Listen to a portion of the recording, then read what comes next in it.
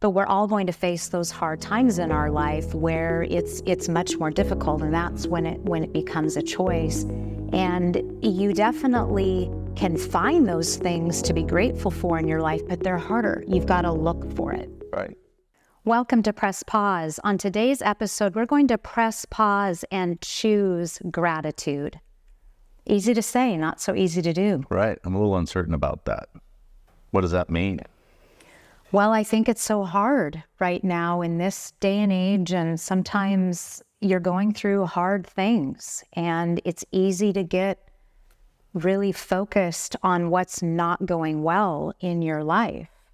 And you see people who just seem to be happy and grateful all the time.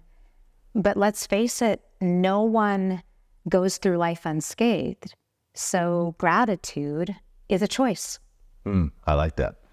So we should look around us, and rather than dwelling and sulking and being focused on what's not going right, look at what is going well, or look at what's not going right or well for you and reframe it or change it if you can. I like that. I remember hearing a speaker, it's been many years ago now, who showed he had like a frame, and he had this really dark, kind of black wall behind him. And you just were seeing this portion of the wall, and he had the frame around that very black spot. And he said, look at what's in this frame of reference. It's dark, isn't it? And he said, you are dwelling in the area of your life that's dark. But then the lens opened up wider, and you could actually see the whole wall behind him. And the dark spot that you saw was part of this beautiful canvas that was actually full of light. It was this beautiful scene in creation, and there were beautiful mountains and trees and the ocean and the sun. But you just saw this one really dark spot, which was this storm cloud over here in the very left-hand corner of the photo. Mm-hmm. But if that is what your framing is, if that's what your perspective is, then you can't see the rest. So it was just really an encouragement. I'll never forget that, because it was such a great picture to be reminded of. We can get so locked into one aspect of our lives. And if you're going through something really hard, which we all do, it's hard to not be in that perspective and just let that drag you down. That's great. It reminds me of a camera. You know, the aperture is really tight, and you're looking at just one little piece. You have your telephoto lens on, and you shake it a little bit, and it's blurry. And then you open it up, and you can see more of the picture, more of the picture, more of the picture. And even when you shake it, it's not as blurry at that point sometimes too. You can shake it a little bit more. So yeah, maybe our lives are like that. We're focusing on the minutia, the small things, the telephoto lens. Step back, look at the big picture, and look at all the things to be grateful for. And I think there's times in our lives where it's really easy to do. I mean, you have a birth of a baby, your wedding day, after a fun vacation, and you're filled with gratitude over that. And then it's easier to be grateful, but we're all going to face those hard times in our life where it's much more difficult, and that's when it becomes a choice. And you definitely can find those things to be grateful for in your life, but they're harder. You've got to look for it. Right.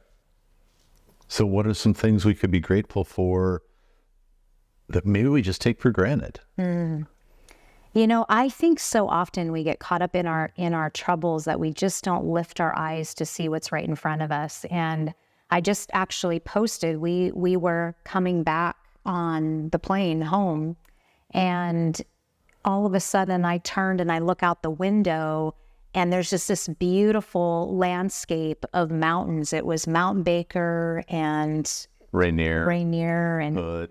Oh my goodness, it was just absolutely incredible. And we actually had a sunny day coming home, and it was one of those things that you looked at it and it was wow. It was just a wow moment.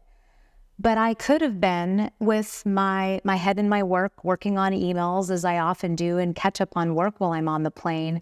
But I actually had put work aside. It was just sitting there on the ride home and not doing anything, which is perfectly okay. Believe it or not, it's perfectly okay.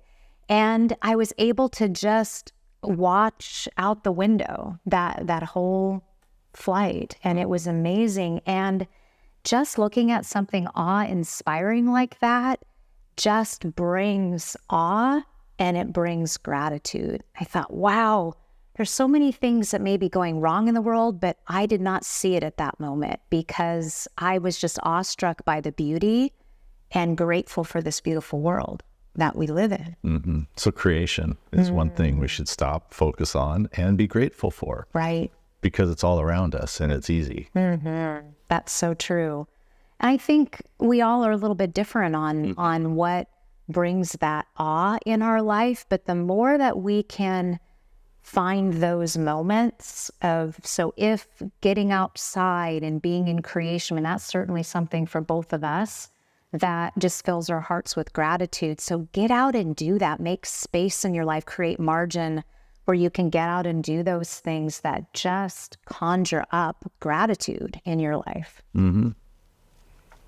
Just simply being able to go to church and not have fear or a whole lot of fear of, being persecuted for doing it. Right.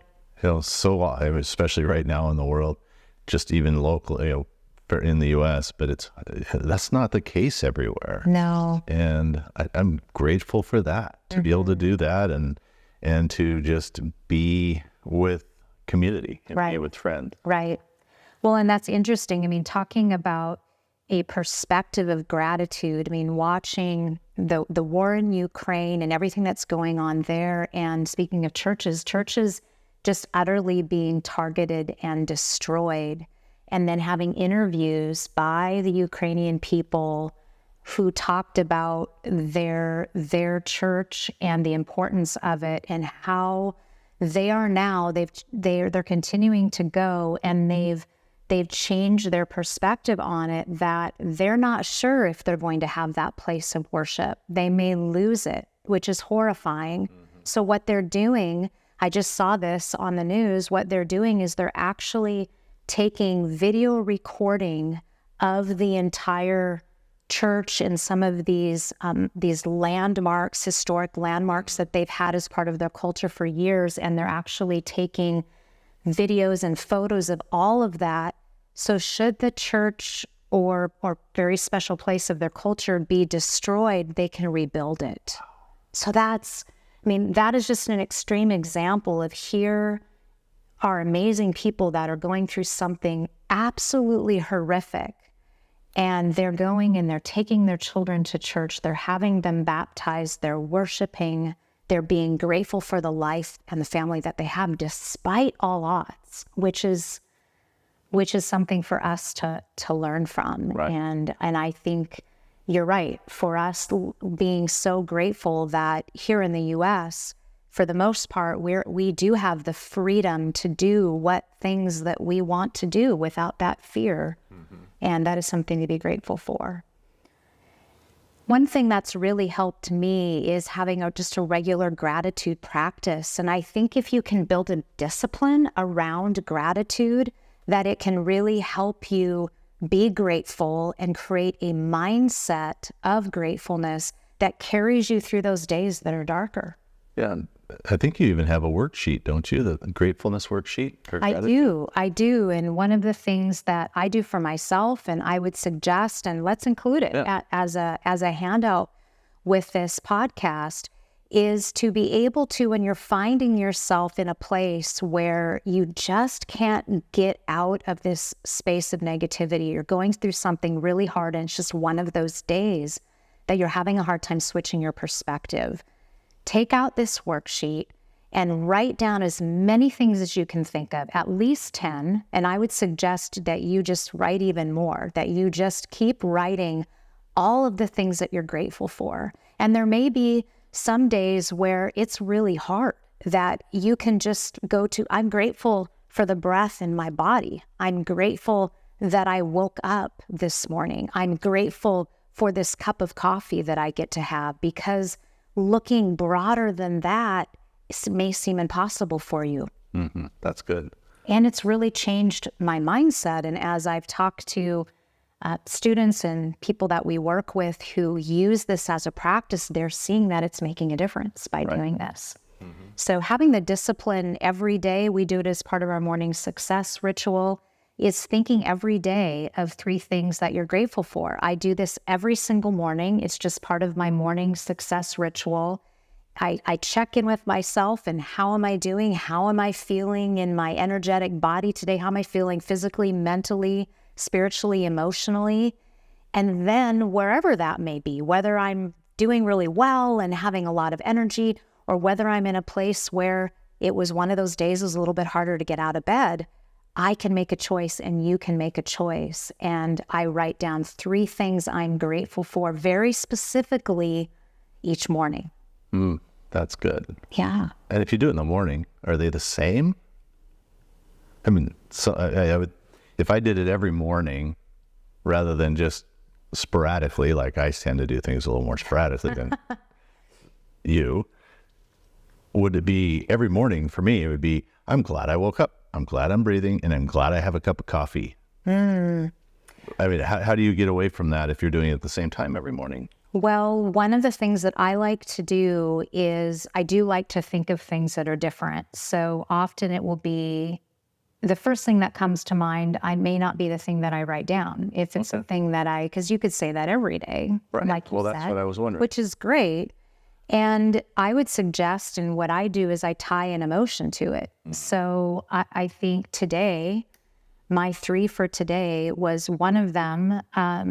I'm grateful that I passed my certification for my 200-hour yoga that I did this year. So that was just one of my goals I put for myself, is that I wanted to become a certified trauma-informed yoga instructor, because I do so much work with trauma, and I was excited to have this offering and teaching to be able to share with others. So that was a bigger thing that I just received this morning. So when I did my gratefulness exercise, that was part of mine. The other thing that I was grateful for this morning was that our daughter didn't go into labor in the middle of the night. As our daughter is expecting, it looked like it might be that she was going into labor last night. We just got home from a trip and are very jet lagged, and I was thinking to myself last night, boy, I sure need a good night of sleep tonight, and I prefer that she wait a little bit. It's not her due date yet. So I was grateful for that, for her to not have to go as tired as she was last night, to have that happen in the middle of the night. And let's see, I was also grateful to just be home. And I mean, a simple thing, but if you travel a lot as we do, I was just grateful to be home and the opportunity to sleep in my own bed last night. So those were my 3. So they're pretty specific to the day. And I think as you do that more, it's what's top of mind for you when you're waking up in the morning. And sometimes it may be that you're thinking something negative, and could you take that and even change that perspective into a positive is another way to think of it. And then I mentioned putting a feeling with it.